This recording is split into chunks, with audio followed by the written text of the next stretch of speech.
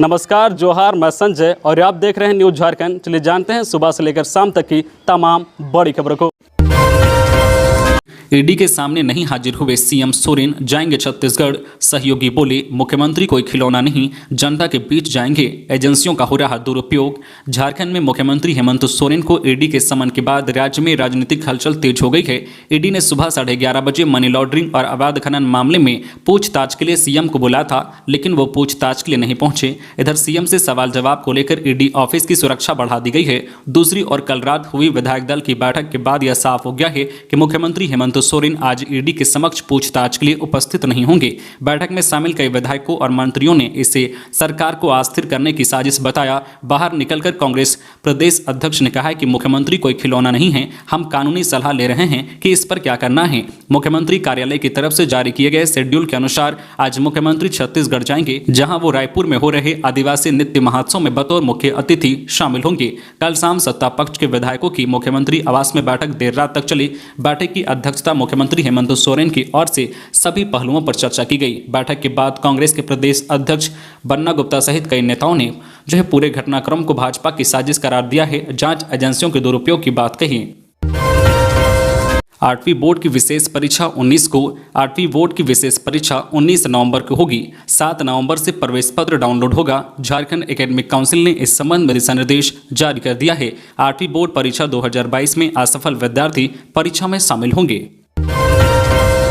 झारखंड में एक चरण में कराया जाएगा नगर निकाय चुनाव। झारखंड में नगर निकाय के चुनाव की तैयारियों को अंतिम रूप दिया जा रहा है। इस बार नगर निकाय के चुनाव एक चरण में होंगे। यह पहली बार हो रहा है कि जब पूरे राज्य में एक साथ एक ही चरण में चुनाव करा लिए जाएंगे। पिछला निकाय चुनाव 2 चरणों में कराया गया था। यह चुनाव ईवीएम से होगा। चुनाव के बाद मतगणना के परिणाम एक ही दिन में मिल जाएंगे। राज्य निर्वाचन आयोग के सचिव राधेश्याम प्रसाद ने बताया है कि जिला स्तर पर मतदाता सूची प्रकाशन और वार्ड सदस्यों के आरक्षण की प्रक्रिया पूरी की जा रही है। मौसम का मिजाज 24 घंटे में अधिकतम व न्यूनतम पारा 1 डिग्री गिरा। अगले 4 दिन सुबह में धुंध, फिर धूप खिलेगी।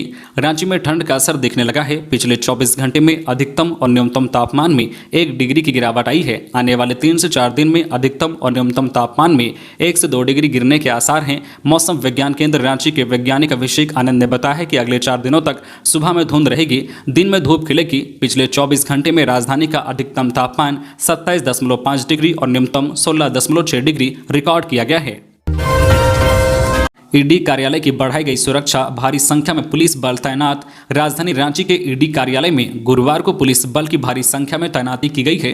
ईडी के द्वारा पिछले कई दिनों से हो रही कार्रवाई में कई बड़े कारोबारी और राजनीतिक चेहरे सामने आए हैं, जिसको लेकर ईडी के पदाधिकारियों ने अंदेशा जताया था कि कार्रवाई के दौरान राजनीतिक शख्सियत से पूछताछ के दौरान कार्यकर्ता या समर्थकों के दौरान विरोध किया जा सकता है। इसी को लेकर ईडी के पदाधिकारियों ने पिछले दिनों पुलिस मुख्यालय को पत्र भेजकर सुरक्षा की मांग की थी, जिसके बाद आज भारी संख्या में सुरक्षा बलों की तैनाती कर दी गई है।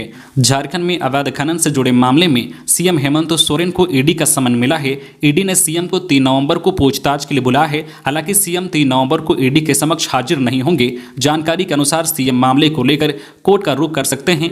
खबरों में आगे बढ़ने से पहले आपसे रिक्वेस्ट है कि अगर आप चैनल को सब्सक्राइब नहीं किए हैं तो प्लीज चैनल को सब्सक्राइब करके बेल आइकन प्रेस कर दे, जिससे आपको झारखंड की हर छोटी बड़ी खबर का अपडेट आप तक पहुंचता रहे। चलिए बढ़ते हैं खबरों की ओर।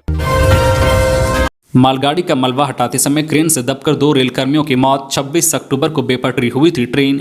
बिहार के गया जिले के गुरपा रेलवे स्टेशन के पास 26 अक्टूबर को बेपटरी हुई मालगाड़ी का मलबा हटाते समय 2 रेलवे कर्मचारियों की क्रेन से दबकर मौत हो गई। मृतक रेल कर्मचारियों की पहचान धनबाद लोकोशेड के धनंजय कुमार व आरा के रहने वाले रंजीत कुमार के रूप में की गई है। मालगाड़ी का मलबा हटाते समय क्रेन से दबकर धनंजय कुमार की मौके पर ही मौत हो गई, जबकि रंजीत कुमार को गया के मगध अस्पताल में भर्ती कराया गया, जहां इलाज के दौरान रंजीत ने दम तोड़ दिया। वहीं हादसे में पटना के फतुहा के रहने वाले रेलवे कर्मचारी मृगभूषण का पैर टूट गया है। मृगभूषण को धनबाद में भर्ती कराया गया है। मलबा हटाने के दौरान हुए हादसे के कारणों की जानकारी अब तक नहीं मिली है। हालांकि मौके पर मौजूद अन्य रेलवे कर्मचारियों ने बताया है कि क्रेन में तकनीकी खराबी के चलते इतना बड़ा हादसा हुआ है। पंकज, पीपी और बच्चों पर आरोप गठित 5 को अवैध खनन एवं टेंडर मैनेज कर 1000 करोड़ रुपए से अधिक का मनी लॉन्ड्रिंग करने के आरोपित मुख्यमंत्री के बरहेट विधायक प्रतिनिधि पंकज मिश्रा, प्रेम प्रकाश और बच्चू यादव पर आरोप गठित किया जाएगा।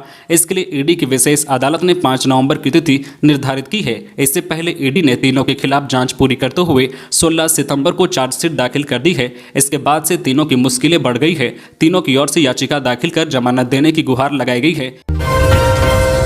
खारसावा में शराब फैक्ट्री और शराब भट्टी का भांडाफोड़, 1 गिरफ्तार 4 फरार। सरायकेला खारसावा जिला के खारसावा थाना अंतर्गत दाइलकेला गांव में उत्पाद विभाग ने शराब की फैक्ट्री और महुआ भट्टी का भांडाफोड़ किया है। साथ ही खाली बोतल, ढक्कन सहित 80 लीटर विदेशी शराब बरामद किया है। यहां से जय नारायण मंडल नाम व्यक्ति को गिरफ्तार किया है। इसके साथ ही एक महुआ भट्टी को ध्वस्त करते हुए 60 लीटर महुआ शराब बरामद किया है। उत्पाद निरीक्षक निर्भया सिन्हा ने बताया कि गुप्त सूचना के बाद छापेमारी की गई। इस दौरान इस काम में संलिप्त सतीश कुमार, मनोज तांती, लक्ष्मण बंकीरा और गोपीनाथ बंकीरा फरार हो गए।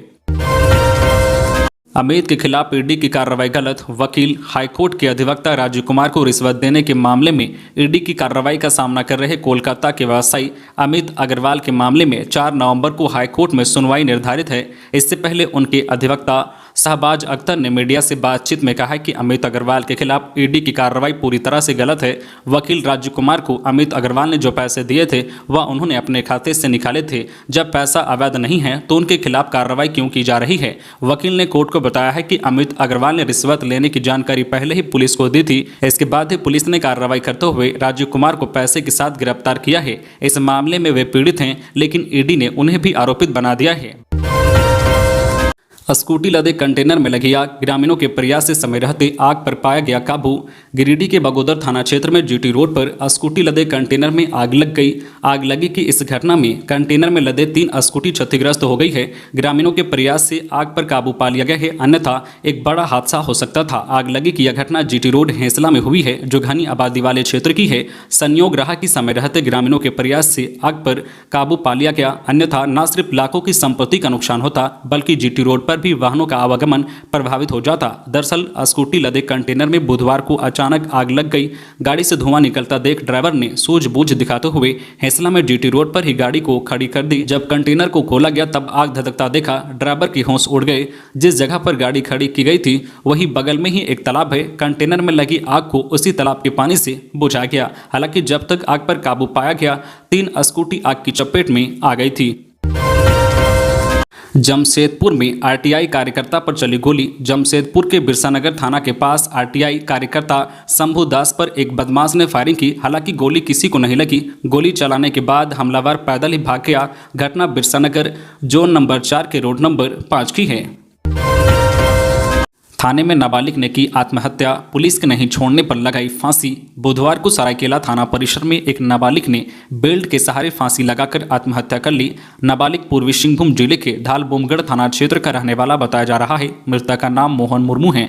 घटना की सूचना मिलते ही एसपी आनंद प्रकाश, एसडीपीओ हरविंदर सिंह, गम्हरिया थाना प्रभारी राजीव कुमार मौके पर पहुंचे और मामले की जांच की। इस संबंध में जानकारी देते हुए एसपी आनंद प्रकाश ने बताया है कि थाना हाजत में युवक की मौत हुई है। इसकी सूचना परिजनों को दे दी गई है। परिजनों की शिकायत के आधार पर जो भी दोषी होंगे उनके खिलाफ कार्रवाई की जाएगी। आपको बता दें कि सरायकेला थाना क्षेत्र के गोहिरा गांव की रहने वाली एक नाबालिग युवती के परिजन ने बीते 26 अक्टूबर को युवती के गायब होने की सूचना दी थी। 27 अक्टूबर को युवती के परिजन उसके कथित प्रेमी के साथ थाना लेकर पहुंचे, जहां बगैर शिकायत के परिजन युवती को अपने साथ ले गए, जबकि युवक को पुलिस ने नहीं छोड़ा। घटना के 3 दिन बीत जाने के बाद भी जब युवक को नहीं छोड़ा तब बुधवार को युवक ने बाल मित्र कक्ष में ही बेल्ट के सहारे फांसी लगाकर आत्महत्या कर ली। मामले की गंभीरता को देखते हुए एसपी आनंद प्रकाश ने मेडिकल बोर्ड की मौजूदगी में मृतक के शरीर का पोस्टमार्टम कराने की बात कही है। साथ ही पूरे मामले की जांच कर दोषियों के खिलाफ कार्रवाई करने का भरोसा दिलाया है।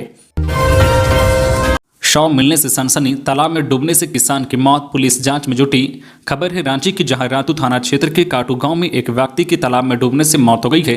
पुलिस घटनास्थल पर पहुंच चुकी है। बताया जा रहा है कि रातू थाना क्षेत्र के काटू गांव में विमल महतो नामक युवक की तालाब में डूबने से मौत हो गई है। विमल गाय को बांधने के लिए खेत गए हुए थे, तभी पैर हाथ धोने के क्रम में पैर फिसलने से तालाब के गहरे पानी में डूब गए। रातू पुलिस घटनास्थल पर पहुंची है। शव को पंचनामा के बाद रिम्स भेज देगी। तो ये थी आज की झारखंड की टॉप बड़ी खबरें। इसी तरह झारखंड की हर छोटी बड़ी खबर देखने के लिए आप हमारे चैनल न्यूज झारखंड चैनल को सब्सक्राइब करके बेल आइकन प्रेस कर दीजिए, जिससे आपको झारखंड की हर छोटी बड़ी खबर का अपडेट आप तक पहुंचता रहे। तो आज के लिए बस इतना ही, हमें दीजिए इजाजत, फिर मिलते हैं नेक्स्ट न्यूज में।